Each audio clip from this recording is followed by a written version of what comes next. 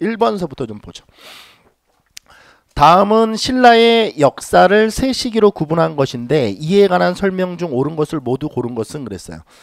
아주 중요한 문제입니다. 별표를 좀 쳐놓으셔야 되는데 이 시대사 구분 문제거든요.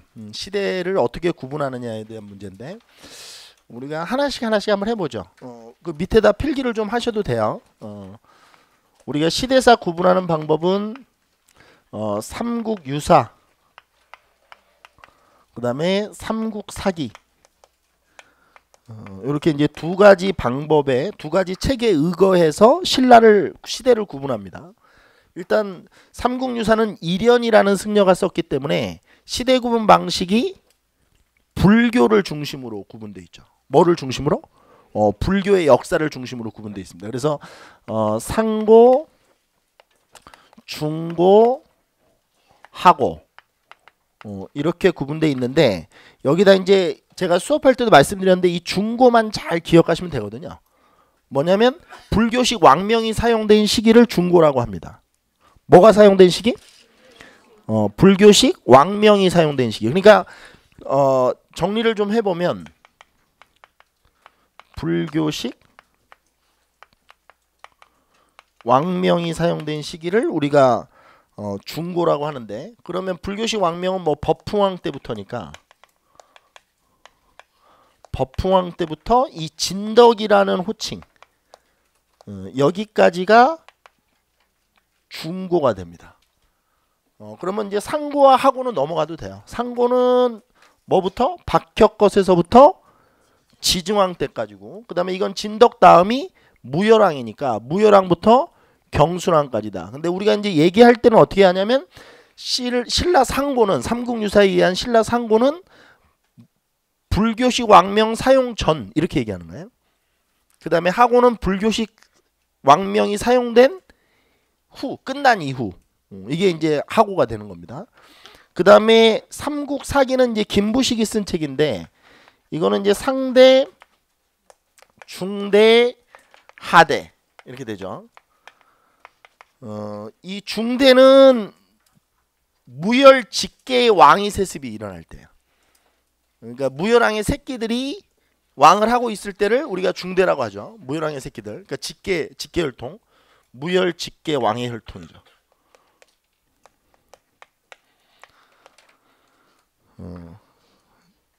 아마 어려운 게 하나 나올 거예요. 무열 직계는 무열서부터 시작되죠. 이건 어려우니까 좀 정리를 해놔야 되겠죠. 무열 직계는 어디부터? 무열부터. 되게 어려워요. 그렇죠? 난이도가 높죠. 그 다음에 이제 해공왕까지입니다. 무열부터 해공까지가 무열직계죠. 그러면 이거는 이제 쓸 필요 없는 거예요. 또 무열직계 왕위 세습 전이죠. 그럼 이제 혁거세부터 어디까지? 진덕까지. 그 다음에 이 하대는 해공왕 이후니까 선덕왕부터 경순왕까지. 자, 그럼 한번 보겠습니다. 이 옳은 걸 모두 골라라 그랬는데, 자, 기억부터 좀 바로 확인해 보죠. 상고, 중고, 하고로 시기를 나누는 것은 뭐에 의해서 나누는 거예요? 삼국유사. 이건 맞네요. 그 다음에 니은 상대, 중대, 하대로 시기를 나누는 것은 삼국사 저료가 아니고 삼국사기죠. 그러니까 요게 잘못됐네요. 삼국사 저료는 조선 성종 때 쓰여진 책이죠. 동동동 국악삼 할 때 그 나온 삼이에요. 조선 어느 왕? 성종 때 쓰여진 책입니다.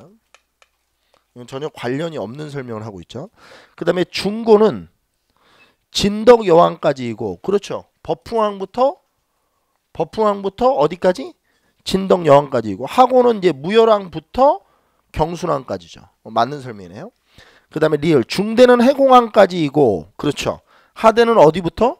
선덕왕 김양상부터 하대가 시작된다. 이렇게 보면 되는 거죠.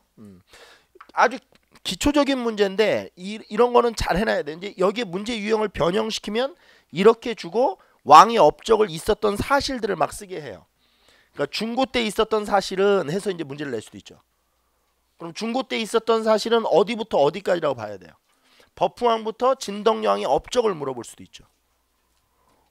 문제가 그렇게 나올 수도 있어요. 그러니까 왕의 업적을 이 틀로 물어볼 수도 있으니까 일단 가장 기초적으로 이 부분을 정리를 잘 해놓으셔야 됩니다. 지금 마지막에 제가 문제 유형 변형되는 거 얘기해드린 거 이해하실 수 있죠?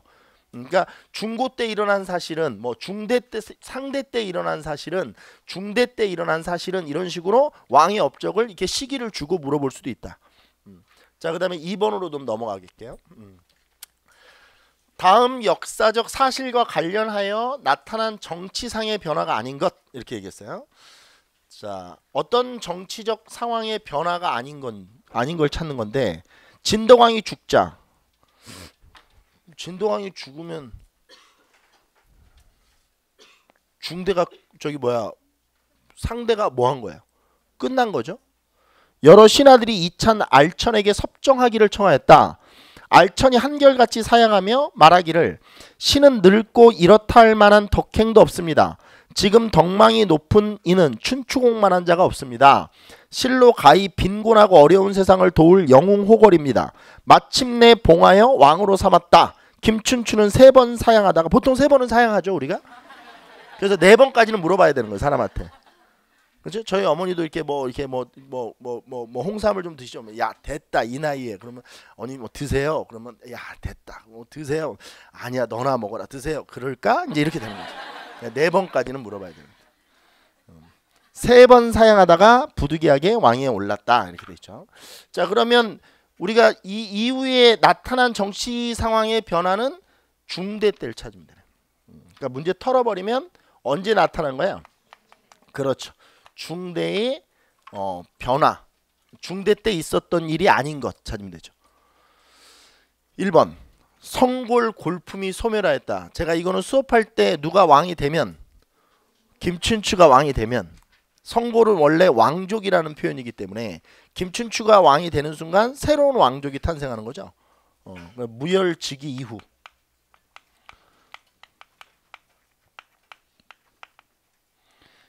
성골이 소멸하기 때문에 이건 맞는 설명입니다. 그 다음에 이번에 이후 진골 출신도 왕이 될 수 있죠. 당연히 이건 중대 때 아주 중요한 특징입니다. 중대부터 하대까지도 되죠. 중대 하대는 진골 출신이 왕이 될 수 있습니다. 그 다음에 국왕의 조언자 역할을 하는 상대 등의 권한이 강화됐다는 게 좀 말이 안 되네요. 그렇죠? 이 상대 등은 권한이 강화될 수가 없죠. 왜냐면 이 사람이 진골 귀족의 우두머리거든요. 누구의 우두머리? 진골 귀족의 우두머리죠. 우리가 배웠던 거 소환 좀 해보면 약식으로 한번 그려볼게요.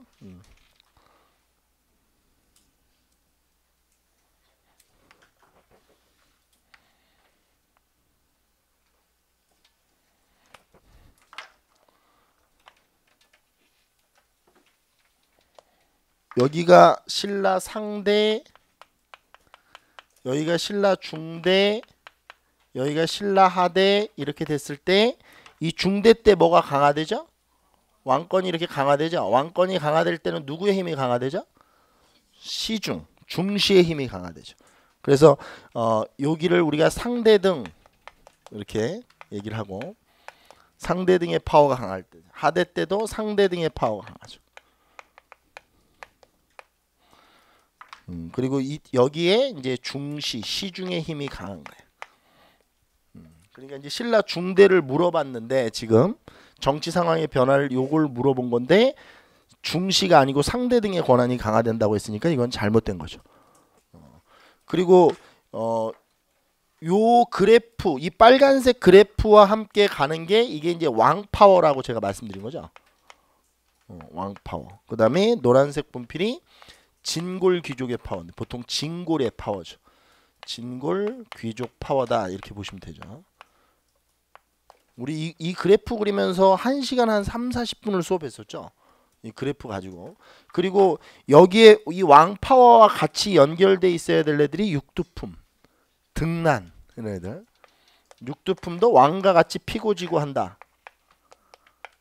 이렇게 정리를 좀 해놓으시면 됩니다. 빨간색을 안 보인다고 쓰지 말라고 그랬는데 또 썼네요. 자, 아무튼 3번은 좀 쉽네요. 근데 여러분들 아시겠지만 그 기출문제를 푸는 이유를 제가 첫 시간에 말씀드렸었죠. 어려운 문제를 막 풀어보려는 게 아니고 뭐 하지 않으려는 거예요? 알고 있던 걸 실수하지 않기 위한 노력이 더 중요합니다. 그래서 실질적으로 제가 저번 주 처음에 그 개강할 때도 얘기했지만 20문제 중에서 17, 18문제는 기초적인 문제거든요. 다. 그러니까 그 문제를 실수하지 않는 게 중요해요. 이런 문제. 그러니까 이런 문제를 이제 실수해서 틀리면 큰일 나는 거죠. 그래서 한 번씩 한번 다시 보는 거예요. 계속 개념을 소환시켜서 아 맞아 알고 있는 거였군 이렇게 확인하고 넘어가는 거예요. 그러니까 기출문제 풀 때 처음 들어봐 이러면 큰일 나는 거죠.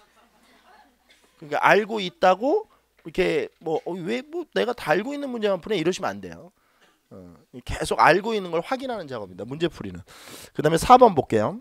집사부 실황직의 육두품 출신들이 진출하였다는데 이 실황직이라는 게 뭐냐면 이게 차관이거든요. 그럼 이 말을 동의어로 바꿔볼까요? 육두품의 정치적 진출이 활발해졌다. 육두품의 뭐가 활발해졌다? 정치적 진출이 활발해졌다. 그러니까 이게 뭘로 바뀌면 물론 안 돼요. 뭐 이게 그 집사부 시중 뭐 이렇게 되면 안 돼요.